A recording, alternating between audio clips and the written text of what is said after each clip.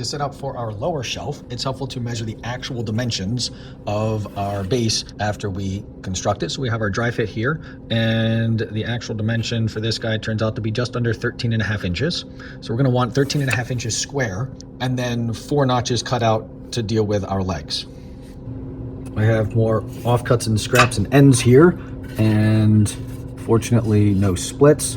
But these edges are going to need to be cleaned up at the jointer, and this guy is definitely going to need to be on the outside. We're not going to want to include that in the glue up here. And we can use one of our skinny guys because we only need 13.5 inches or so, and this is over 14 inches. So we can shave off both sides here, and we're going to want to cut this down towards 13.5 inches, give a little bit more in case we go sideways so that we can re-square it. So let's say 14 inches for all these guys. And then we'll follow the same process as we did with the tabletop.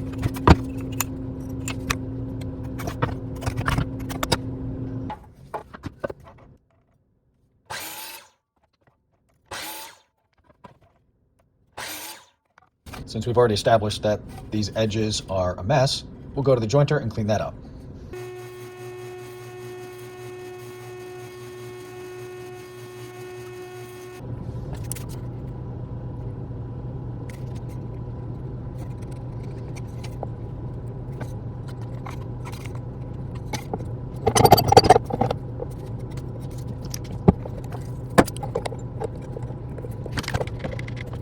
Now, while that's drying, let's go deal with the tabletop and smooth that out at the planer. So you come over the planer and then realize that we have a 15-inch planer, but this guy is about 16 inches wide. So we're gonna have to pray that this is flat enough. Yay, it is flat enough that we can take it to the table saw and cut it down to size, and then bring it back to the planer and deal with all this squeeze out that is on top.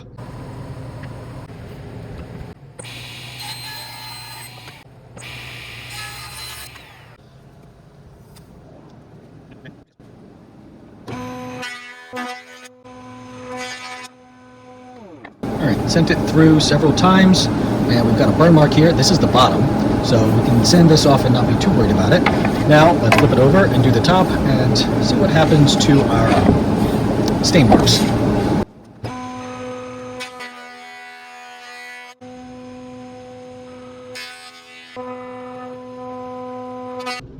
Planer took care of our seams and our squeeze out and various other marks, but then left these marks that are then going to need to be sanded down. So we need to do some sanding, need to cut the ends to length, and then we're going to want to round over all the edges to protect them because this is the thickest panel that we could possibly send through our planer at 15 inches, and we've got a couple edges here that need to be knocked off and taken care of. So a little bit of elbow grease left before we can add this to our carcass.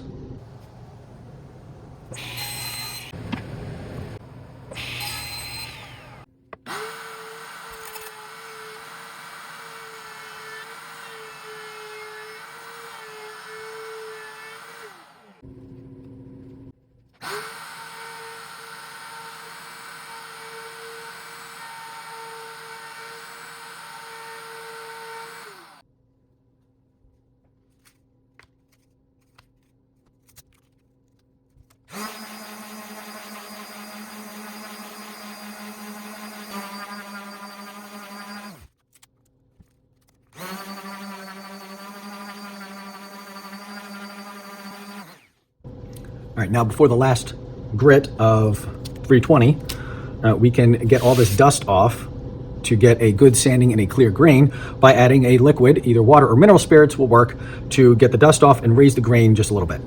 Mineral spirits dries faster.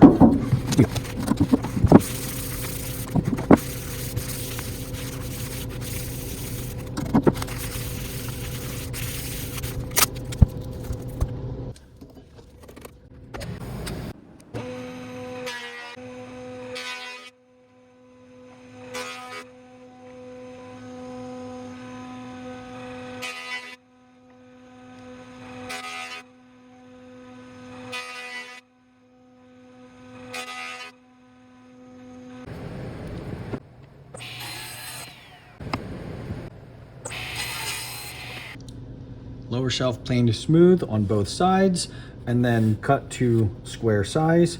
Before we mark off the corners to cut them out for the legs, we're going to want to sand off these markings from the planer and get it smooth, or smooth down a little bit. Not quite as much as the top because this is a lower shelf, but we'll still start with low number grit and work towards high number grit.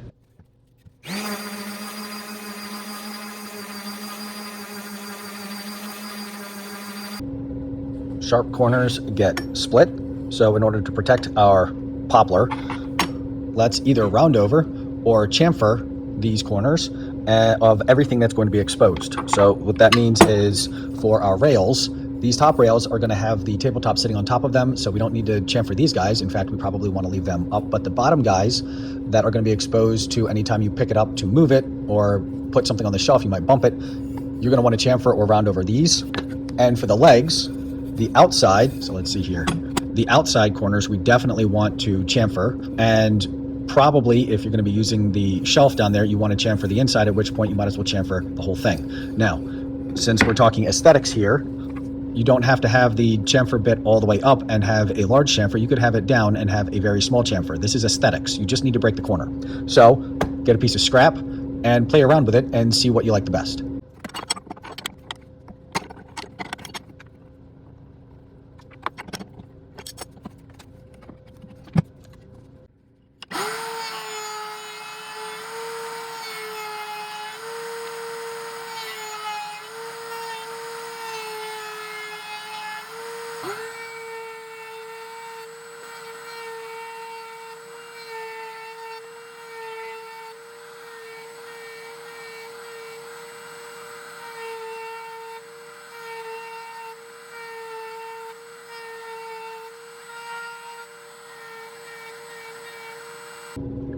One more thing to take care of while we have the carcass in pieces is to deal with how we're going to hold down the tabletop onto the frame. In order to do that, I have these Z-clips, and they are a little over 3/8 of an inch high to the lower side there, which means it's close to 1/2 inch on the near side.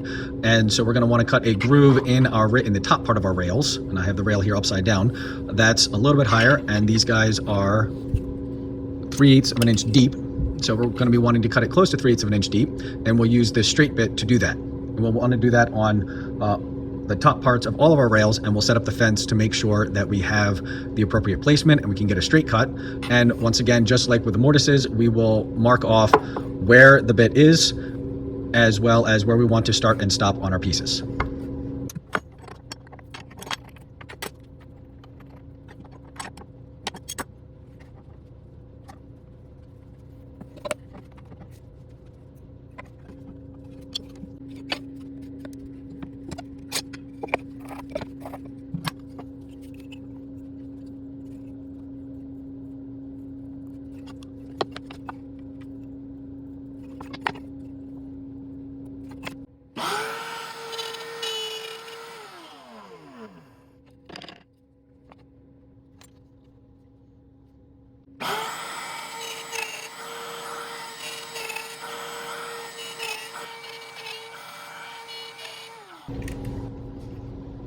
These small marks for putting in the groove for the Z-clip tabletop holder have got to go, so we're going to sand them off. And then one more dry fit, because you can never have too many dry fits. Now realize all the parts with the grooves are going on the inside.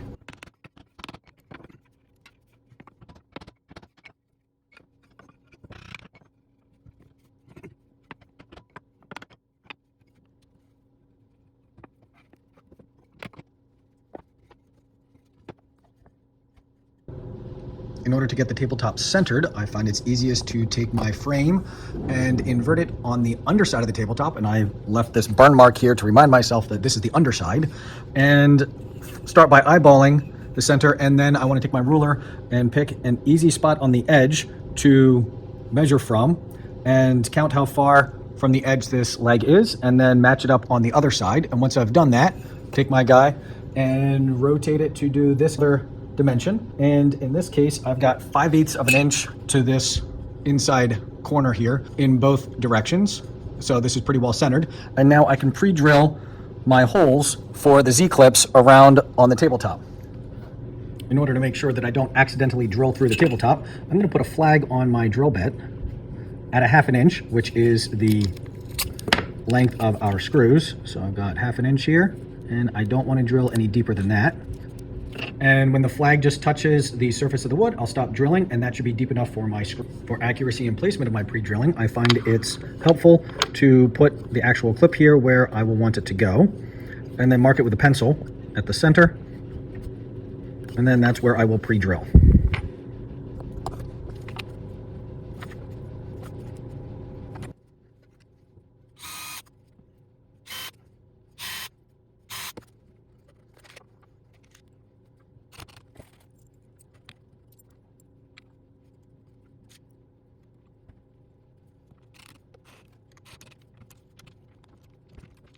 For the shelf, we'll need to clamp it up, but we can do the same thing.